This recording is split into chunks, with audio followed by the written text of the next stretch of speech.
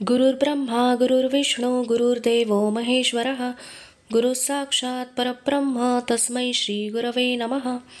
रसिक श्रोत्यांच्या चरणी सादर नमस्कार. आजची ही 5वी कथा सद्गुरु कृपेने ईशदर्शन. बुधवार होता तो. रात्रीची जेवणे उरकली होती. नाथा सद्गुरूंचे पाय चेपत होता. पाय चेपता चेपता नाथा एखादा प्रश्न विचारत असे. सद्गुरूंच्या अमृतवाणीतून श्रवण मार्गदर्शन असा हेतू असे. त्या दिवशी नाथाने विचारले, गुरुदेव, अन्य प्राणी पक्षी यांच्यात ईश्वर चैतन्य रूपात आहे. मानवामध्येही तो तसाच चैतन्य रूपात आहे. पण मानव जन्माचा नेमका हेतू काय? जनार्दन स्वामी मंदस्मित करत म्हणाले, एकनाथा, तू हे जाणतोस. तुझ्या मुखातून निघणाऱ्या उत्स्फूर्त काव्यरचनांमधून तू सांगतोस. पण आज तुला माझ्या तोंडून ऐकायचे आहे. ऐक तर मग. अनेक योनींमधून भ्रमण करत जीवाचा मानव योनीत जन्म होतो. अन्य कीटक, पशु, पक्षी अशा जन्मांमध्ये निसर्ग नियमानुसार जीवाचे वर्तन होते. त्या नियमांपलीकडे तो जीव जाऊ शकत नाही. मानवी जीवनात मात्र प्रथमच त्याला निसर्ग स्वतंत्रपणे पाहता येतो. मानव हा निसर्गाचाच अंश आहे, पण तो निसर्गाकडे वेगळेपणाने बघतो. निसर्गातील ध्वनी ऐकतो, फळांचे रस चाखतो, फुलांचा गंध घेतो. हे सार अनुभवणारा मी कोण आहे याचे प्राथमिक ज्ञान त्याला होते. या मीकडून आत्मा आणि आत्म्याकडून परमात्मा असा साधनेच्या मार्गाने मोक्षापर्यंतचा प्रवास म्हणजेच मानव जीवन. मानव जन्म हा मानवी जन्माचा खरा हेतू आहे. या हेतूच्या पूर्ततेसाठी त्याला स्वतंत्र प्रज्ञाचक्षु, ज्ञानचक्षु ईश्वराने प्रदान केले आहेत. या साधनेच्या प्रवासात अनेक मोहाची स्थळे आहेत. षड्रिपूंचे अडसर आहेत. प्रपंच आणि गणगोत यांच्या मायेचा वेढा आहे. मोहाची स्थळे टाळावीत, षड्रिपूंचे अडसर धैर्याने दूर करावेत. प्रपंच निरपेक्ष वृत्तीने, कर्तव्य दक्षतेने करावा आणि गणगोतावर प्रेम करताना त्यांच्यातच गुंतणार नाही याची दक्षता घ्यावी. या सर्वात अंतरातील ईश्वराचे स्थान महत्त्वाचे, ते कदापि ढळू देऊ नये. नाथा, तो ज्ञानेश्वर नामदेव परंपरेतला संत चोखामेळा, संत गोरा कुंभार, संत जनाबाई यांची समृद्ध परंपरा तुला लाभली आहे. तुझे पणजोबा भानुदास महाराज, त्यांच्याकडूनही तीच विचारधारा तुझ्याकडे आली आहे. नाथा, उद्या गुरुवार आहे. उद्या आपण वरच्या डोंगरावर जायचं आहे. यावेळी तू सुद्धा माझ्याबरोबर यायचं आहेस. देवगिरीच्या उत्तर दिशेला जनार्दन स्वामींच्या गुरुवारच्या साधनेचे स्थान होते. त्याला सर्वजण वरचा डोंगर म्हणत असत. मोठे निसर्गरम्य स्थळ होते ते. वृक्षवेलींनी भरलेला हिरवागार निसर्ग नेत्रांना परमानंद देत असे.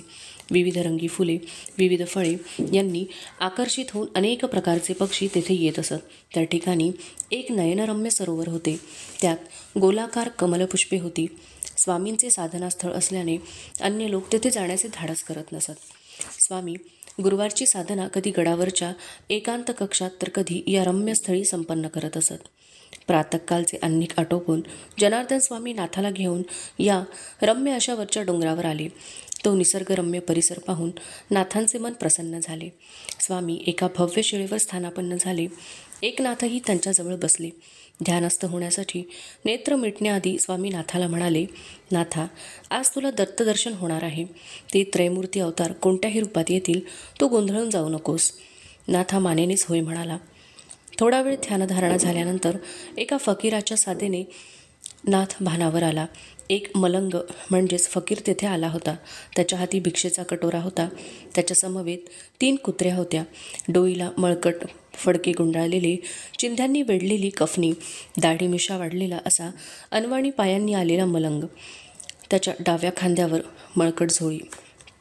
जनार्दन स्वामी शिळेवरून खाली उतरले. त्यांनी त्या मलंगाच्या चरणी मस्तक ठेवले.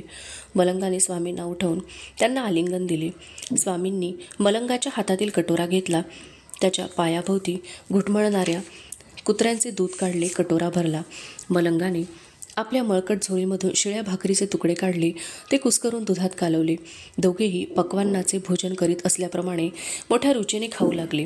हेच दत्तात्रय असणार नाथाने मनी जाणले. दोघांचे भोजन झाले.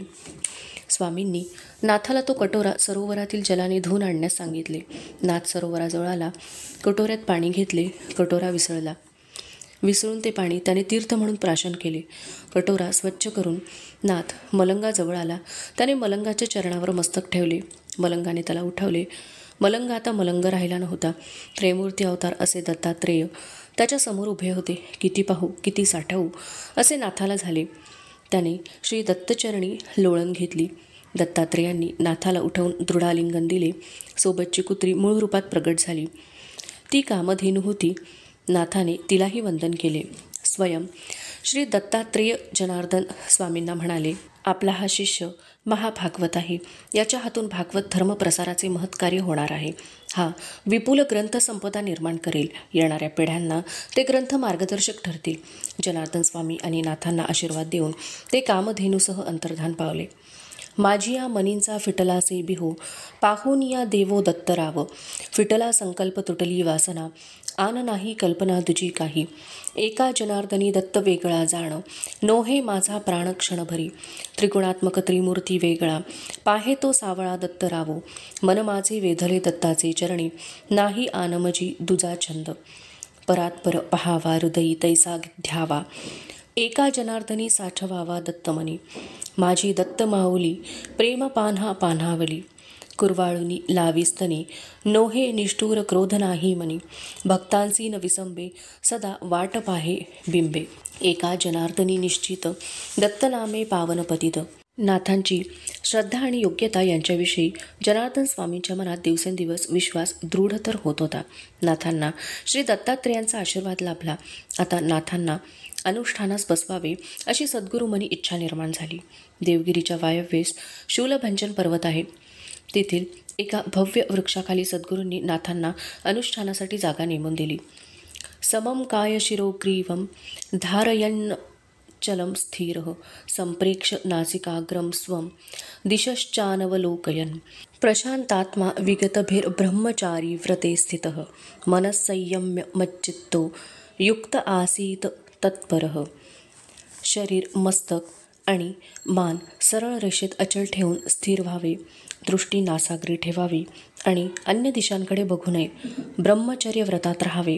योगी तापसाने निर्भय आणि शांत अंतःकरण ठेवून मन संयमित करून चित्त पूर्ण ईश्वराकडे लावावे. श्रीमद भगवद्गीतेतील भगवंतांच्या मुखातून निघालेल्या वचनानुसार त्यांनी आपली साधना सुरू केली. नाथांनी नेत्र मिटून साधना सुरू करावी. गुरुर्ब्रह्मा गुरुर्विष्णू गुरुर्देवो महेश्वरः, गुरु साक्षात परब्रह्म तस्मै श्री गुरवे नमः.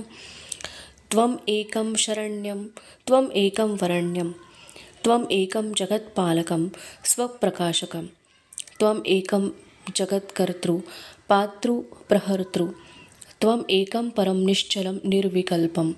ओम नमो भगवते वासुदेवाय. ओम नमो भगवते वासुदेवाय.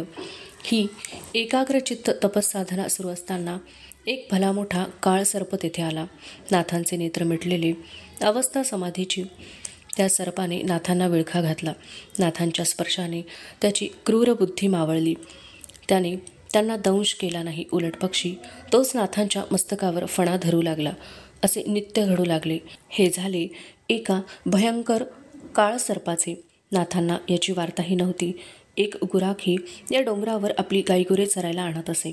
नाथांचे वय, त्यांच्या चेहऱ्यावरील तेज, त्यांचे तपाचरण याचे त्याला भारी कौतुक वाटत असे. तो गुराखी गाईचे दूध एका गडूत घेऊन आला. नाथ चरणावर डोळे ठेवून त्याने नाथांना दूध घेण्याची विनंती केली. त्याच्या मुखावरील निखळ भाव बघून नाथांनी ते दूध घेतले. याप्रमाणे तो काळसर्प आणि तो गुराखी नाथांकडे येऊ लागले. काळसर्पाचे नाथांना भान नव्हते. ते समाधी अवस्थेत असताना तो येई. नाथ भानावर असताना गुराखी येई. गुराख्याने तो काळसर्प पाहिला नव्हता. एक दिवस तो गुराखी दुधाचे भांडे घेऊन आला. त्यावेळी नाथ समाधी अवस्थेत होते. त्यांना काळसर्पाने वेढले होते. गुराखी भयंकर घाबरला. त्याने जोरात किंकाळी फोडली. त्या किंकाळीने नाथ भानावर आले. त्या काळसर्पाला पाहून ते उद्गारले, आम्हा डंखो आला काळ, तव तो जाहला कृपाळ. भली वोळखी झाली आता, चित्त मीन लेसे चित्ता. देही फिटला देह भावो, तेथे काळजी झाला वावो. एका जनार्दनाचे पायी, जिण्या मरणा सोरस नाही. डोईवर रत्नजडित मुकुट, त्यातून मोरपीस डोकावते आहे. हातात बासरी, कंठात तुळशीच्या माळा, कमरेला पितांबर, कानी कुंडले असे साक्षात विठ्ठल, पांडुरंग, युगंधर श्रीकृष्ण नाथांसमोर प्रकट झाले. नाथांनी पांडुरंग चरणी मस्तक ठेवले. तो गुराखीही भाग्यवंत, त्यानेही भगवंत चरणी मस्तक ठेवले. नाथांना दर्शन देऊन भगवंत अंतर्धान पावले. भगवंतांनी दर्शन दिल्याशिवाय साधना थांबवायची नाही, शूलभंजनावरून परतायचे नाही, अशी सद्गुरू स्वामींची आज्ञा होती. दर्शन झाले. भयंकर काळसर्पाच्या रूपात येऊन भगवंतांनी नाथांच्या एकाग्रतेची आणि निर्भयतेची परीक्षा घेतली. नाथ दोन्ही परीक्षांमध्ये उत्तीर्ण झाले. शूलभंजन पर्वतावरून नाथ गुरुगृही परत आले. आल्या आल्या त्यांनी सद्गुरू स्वामींच्या चरणावर लोळण घेतली. सद्गुरूंनी नाथांना उठवले. त्यांनी नाथांचे अवग्रहण केले. नाथांनी लक्ष्मी देवींनाही चरणी डोई ठेवून नमस्कार केला. त्यांनी त्यांना प्रेमाने जवळ घेतले. त्या म्हणाल्या, नाथा, तू नव्हतास तर करमत नव्हतं बघ. आता तरी मला खूप वर्षांनी तुझी भेट होती असं वाटतंय. नंतर नाथांनी ईश्वर भेटीचा वृत्तांत सद्गुरूंना सविस्तर कथन केला. शेवटी गहीवरून ते म्हणाले, गुरुदेव, निव्वळ आपली कृपा, मला श्री दत्तदर्शन आणि भक्तवत्सल पांडुरंग दर्शन झालं. ओंकार स्वरूपा सद्गुरू समर्था, अनाथाच्या नाथा तुझ नमो. नमो माय बापा गुरु कृपा घना, तोडी या बंधना माया मोहा. मोहो जाळ माझे कोण निरशील, तुझवीण दयाळा सद्गुरू राया. सद्गुरू राया माझा आनंद सागर, त्रैलोक्य आधार गुरुराव. गुरुराव स्वामी असे स्वयंप्रकाश, ज्यापुढे उदास चंद्र रवी. रवी शशी अग्नी नेणती ज्या रूपा, स्वप्रकाश रूपा नेणे वेद. एका जनार्दनी गुरुप्रब्रह्म, तयाचे पै नाम सदामुखी. धन्यवाद.